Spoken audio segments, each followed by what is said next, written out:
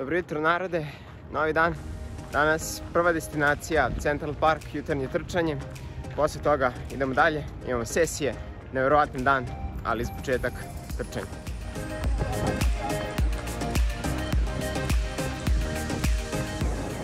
Druga stanica za danas, Grand Central Station. Ako ste gledali bilo koji američki film, da, bili su ovde, tako da ček.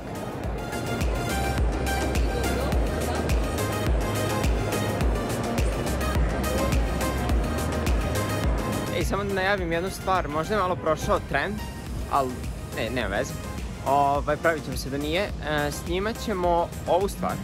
I'm a bold fellow. Of course I use my free mornings to have a run in the Central Park. I nadam se da ćemo biti cool, tako da pratite naše društvene mreže, to uskoro izlazi.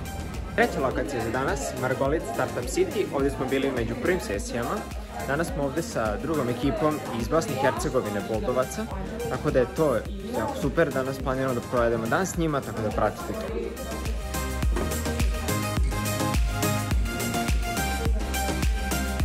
Imali smo jednu sjajnu sesiju sa Patrick McGinnisom, možda ga znate, on je autor knjige FOMO.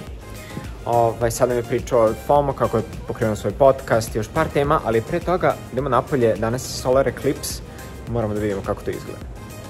Evo, sad smo pogledali, delo je interesantno, znači kao mesec, manje više, ali zanimljivo je što je, danas sad je 3 sata otprilike,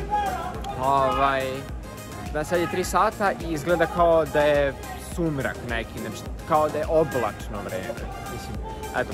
Ako neko je interesovalo kako izgleda u Njujorku Solar Eclipse, ukratko. Evo ovako, sada kad smo pogledali Solar Eclipse, možemo se vratiti na ovaj Patrickov u suštini tok koji nam je dao. Nije dugo trajalo, oko sat vremena i više smo mi postavljali pitanja, tako da je bio neki Q&A. I šta smo pričali njima. Ako ne znate ko je, znači, kao što sam rekao, napisao knjigu FOMO i 10% Entrepreneur, ima svoj podcast. Možete da malo ga istražite, ali sad ćemo ispričati u suštini šta je glavno bilo. Znači, s njim, on trenutno radi na razvoju različitih ekosistema u različitim delovima sveta, znači u Južnoj Americi, u nekim delovima Azije i tako dalje, tako da ima neko iskustvo u tom startup ekosistem momentu i također ono je svoj podcast, znači koji se zove taj Homo sapiens, ja mislim, i uspeo da ga dovede na neki određeni nivo. I onda većinu ovih pitanja je bilo orijentisana na te dve njegove stvari. Za startup, taj razvoj startup ekosistema nisam dobio nikakav konkretan odgovor što već ne znate, tako da ne bih to da vas zamaram. A ovo sam ga pitao, znači, za to kako je on razvio svoj podcast, da bih dao par savjeta mom drugu Mihajlu Majgi. Tako da Mihajlo, šta je nešto što je on rekao? Znači, kao svaki naredni korak treba da nam bude sve veći. Znači, gledamo da dovodimo što veće goste. To je jedna stvar, on je imao dosta na početku media coverage, znači zato što se bavio nekom temom koja je bila dobro prihvaćena, u suštini zanimljiva ljudima da čuju tu njegovu priču. Uspeo je da dovede neke medije da mu pokriju te nekih prvih par epizoda i to mu je omogućilo zapravo da dovede neke veće goste u narednim epizodama i to i dalje pokušava. Znači da svakom narednom epizodom dovede ili neke nove goste, neki diversity da uvede u svoj podcast ili da dovede neke nove goste koji će dovesti nove ljude kod njega. Tako da, eto, to je nekih par savjeta. Da, bilo je znači zanimljivo, nismo nešto preterano revolucionarno čuli. Glavno što sam ja izvukao iz ovoga je da čovek je storyteller, znači od početka. Nije mu neka izuzetno neverovatna priča i nema nekog preteranog iskustva u prošlosti, ali ono u čemu je dobar jeste da je jako lepo pričao priču tokom svog života i to je nešto što u suštini smo i ovde videli, ono što sam i napisao na LinkedInu u mom postu, znači da je Amerika zemlja storytellinga i ko zna da ispriča priču na neki novi način, da zainteresuje ljude, može zapravo da da ih zainteresuje i da prati njegov rad i dalje. Tako da je to nešto što je dosta interesantno i mislim da to dosta ljudi u Srbiji treba da nauče. Da smo ultra skromni i niko ne želi nešto da se hvali, ali ovdje nije u hvaljenju u suštini poenta, nego je poenta u zainteresovanju ljudi. Znači da pričamo te priče na neki novi način, na neki o nekim novim temama, tako da, eto, to je do sada što smo imali. Sada ćemo da idemo na kafu sa našim drugarima iz Bosne i onda se vidimo posle.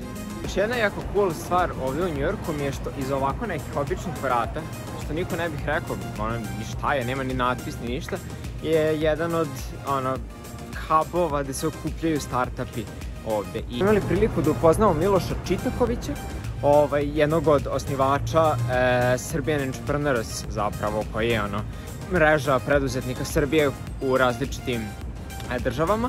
On konkretno organizuje ovde u Njujorku tu njegovu grupu i oni imaju sada različite sesije i online meetupe za njihove članove koji su u suštini preduzetnici iz Srbije u različitim delovima sveta. Tako da s njim smo imali jednu sjajnu sesiju da nam je pričao u suštini o vrednostima kako da pronađemo product market fit za naš startup u, videli ste, random prostoru na Manhattanu i tako neke stvari, tako neke prilike možete samo ovde da doživite.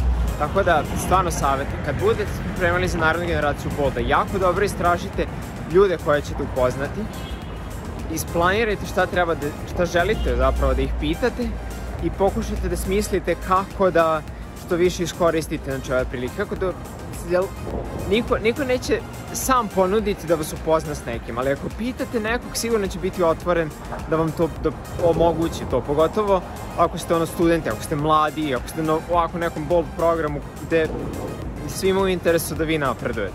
Tako da veliki savjet za to. Podelit ću par iskustava sa ove sesije kad se vratim u YMCA o tom pronalaženju product market fita o kome smo pričali, ali samo sam ovo teo da sad vam podelim. Ljudi, evo nas u YMCA-u, toliko za danas, uskoro idemo na spavanje. Sutra ćemo imati nove sesije, pozvati nove ljude, spremamo pičeve za sredu, ako se ne sjećate, u sredu nam je glavni pitch u Goldman Sachsu, tako da se tome radujemo. Sada ću da vam odam kako izgleda moje pižame. Da, imam patkice. Šalim se, ali nisam stigao da vam se odjavim, samo da vam kažem šta je bila glavna ideja današnje sesije koju smo imali u ovim večernjim satima. Znači, čovjek je pričao o tom product market fitu, kao što sam vam rekao, i sad kako on traži product market fit. Znači, on gleda različite segmente potencijalnih customera koje možemo imati i koji mogu koristiti naše rešenje. Znači, pokušat ću da vam uklopim sa ovim što smo do sad pričali, što nas je Bob učio, naravno, on nije to radio, ali se verovatno nikad nisu upoznali u životu, samo da se nadoveže ta priča. Znači, kao što smo kod Boba tražili korisnike našeg rešenja i te jobs to be done i ko potencijalno želi da uradi, imate unmet need. Znači sad, ovo što smo danas učili, znači da identifikujemo sve te potencijalne korisnike tog našeg rešenja i da pronađemo sve use case-ove koji oni imaju za naše rešenje. Sad, on to zove use case-ove, ja bih to verovatno rekao taj neki unmet need, što smo pričali sa Bobom, i to napravimo kao matricu toga. I onda radimo, znači to je u tim nekim kvalitativnim intervjuima. I na samom početku, znači dok još istražujemo ko ima taj problem, šta je glavni problem i tako dalje. I u tom trenutku postavljamo, znači dajemo im sad kvantitativno surveje, na primjer neki upitnik ili tako nešto, gde sad treba da dobijemo neke kvantitativne podatke da oni odrede koliko im je velik taj problem, jel? I, znači, kad dobijemo sad te njihove rangiranje svakog od tih use case-ova, odnosno unmet need-ova, koliko je to velik problem za njih, i koji bi prvo želeli da reše i da li već postoji neko rešenje kojim su zadovoljni i voleli bi to da postoji u nekom našem krajnjem rešenju. To onda plotujemo u tu matricu i onda gledamo i dajemo prvu hipotezu u suštini, šta je to neka pretpostavka, šta bi naši korisnici voleli što pre da im se reši i šta im je najbitnije da im rešimo u ovom trenutku. I kad imamo to, onda od toga nekog odnosno problem testinga i problem customer discovery-a prelazimo na solution customer discovery, gde je ideja da što pre kreiramo neki MVP, prototip, Figma, mockup, nešto, samo da možemo da pokažemo našim korisnicima, je li ovo to o čemu vi pričate i da li vam odgovara ovo naše rešenje. I kad istestiramo te mockupe koje smo pravili, Figma prototipe, onda prolazimo znači, na unapređenje tih verzija, ali ne prestajemo da radimo customer discovery. Znači to je neka bila ideja danas, nadam se da ste uživali, da ste vidjeli šta sve možemo da obiđemo, da sam vam sparkovao neke vaše ideje nove kad vidjet ćete u New York, tako da toliko za danas i vidimo se sutra.